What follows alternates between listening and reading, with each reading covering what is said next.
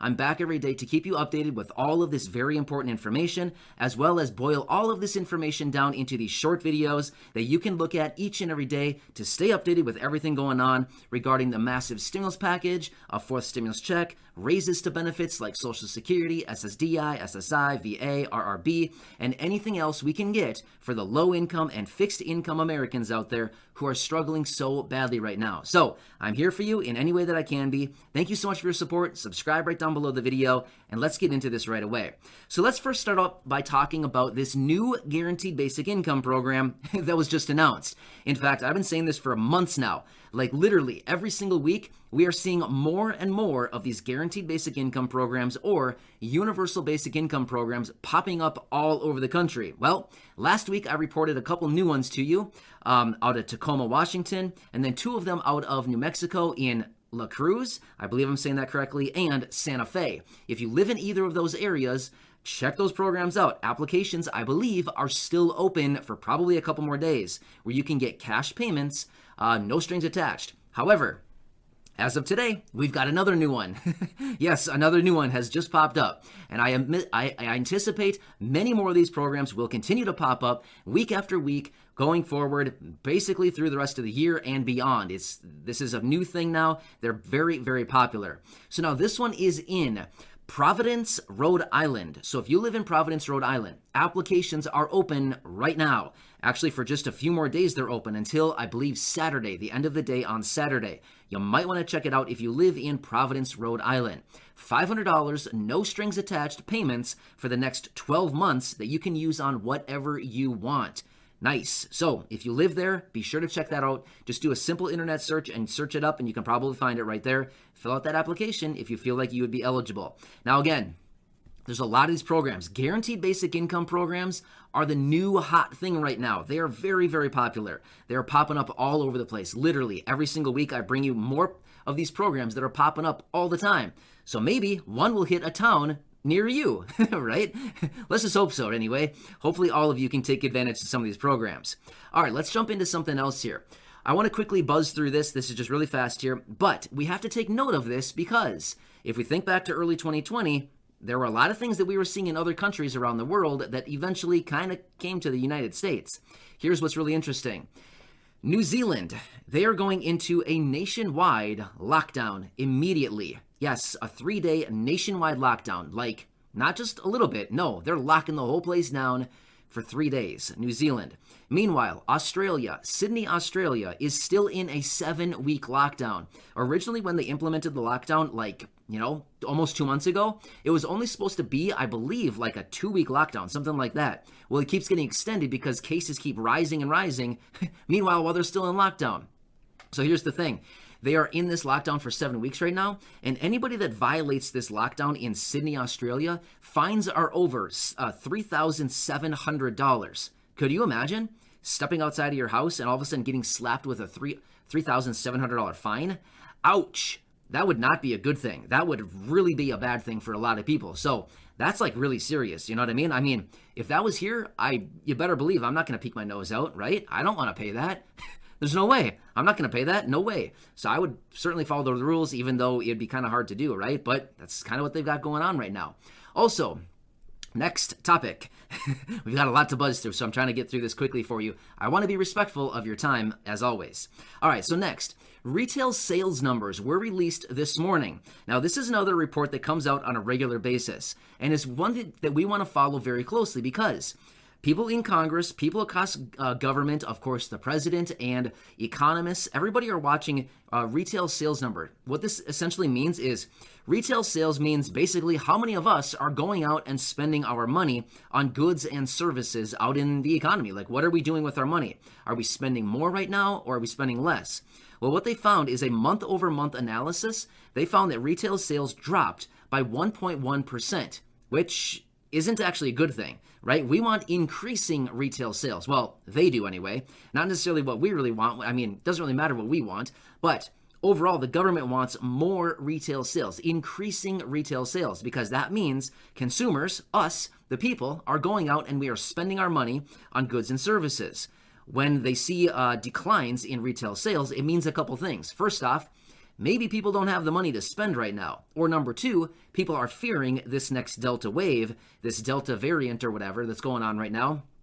And people are saying, I don't really feel comfortable going out to the stores and buying goods and services, so I'm just going to kind of lay low. Well, what happened last year when we saw declining retail sales? What do they need to do in that situation? They need to deploy these massive stimulus packages to keep everything afloat, right? Send money out to the people. When everybody has some money in their hand, they're a little bit more eager to get out into the stores or online and start shopping again. So you kind of see the full circle effect. They send the money to us, and then our job is to go out and spend the money. That's why they call it a stimulus check, is because they want us to go out with that money and stimulate the economy. That's the whole purpose behind it. Even though they call them relief checks, I mean, honestly, they just want us to stimulate the economy. That's the whole purpose why they do it. So my point is, if retail sales continue to decline month over month over month going forward, it's going to build even a bigger case for more stimulus checks going forward. Kind of get what I'm saying? So even though we are looking at this next reconciliation bill that is on the table right now, which, by the way, Nancy Pelosi has been out making some remarks on this thing. She's kind of working her way through this process to figure out how they can bring both of these packages for simultaneous voting. If that kind of makes sense. So the reconciliation bill, like the budget resolution that was sent over to the House last week, that was passed in the Senate, that alongside this bigger, well, it's not really bigger, I guess, the infrastructure bill. It's not bigger, but it's the other one that is, I guess, fully passed out of the Senate. So she's trying to figure out some strategies to figure out, like, how can we do this together to get everybody satisfied? The progressives in the House of Representatives, as well as the moderates, who are basically saying, we're not going to vote for the budget resolution unless we also get the vote on the infrastructure package at the same time. So Nancy is certainly going through this juggling act right now.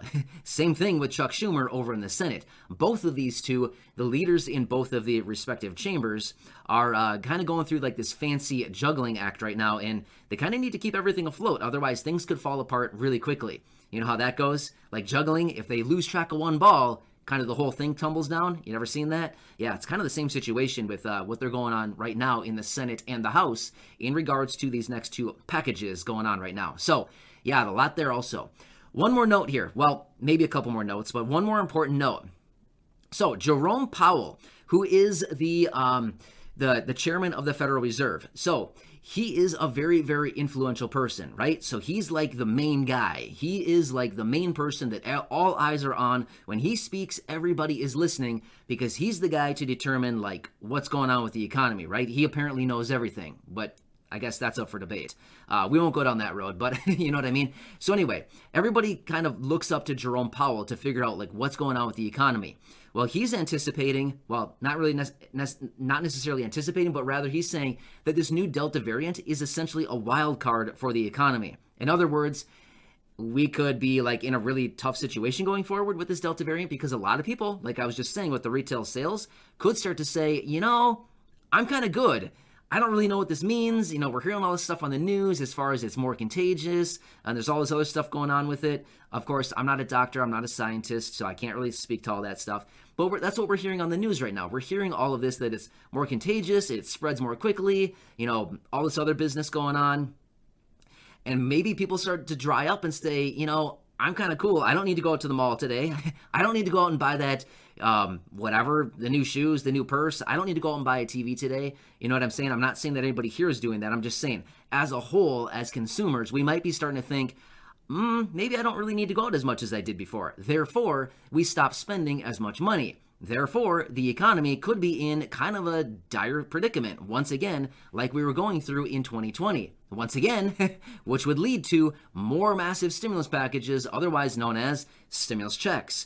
So we've been talking about this for a while now, but I continue to say the evidence literally continues to pile up week over week over week with all of these different things going on. Literally, the evidence is piling up so high for additional stimulus and or some other kind of stimulus provisions that gets cash payments into the pockets of the people. Well, one way to do it is through these guaranteed basic income programs.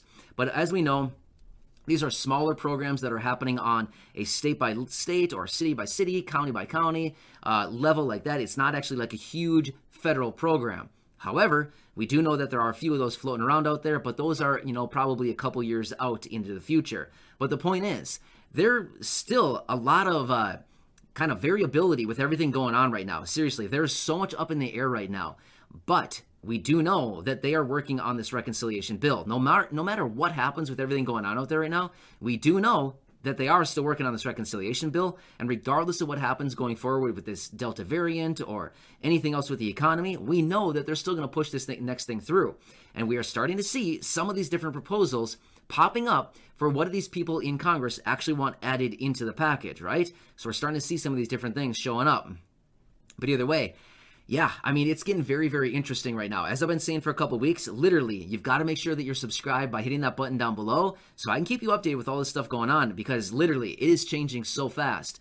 But yeah, the House of Representatives is expected to be voting on the budget resolution, which the Senate sent over to the House last week, and they're supposed to be voting on, well, they're supposed to be is kind of up in the air. That's kind of a flexible term, I should say, I guess.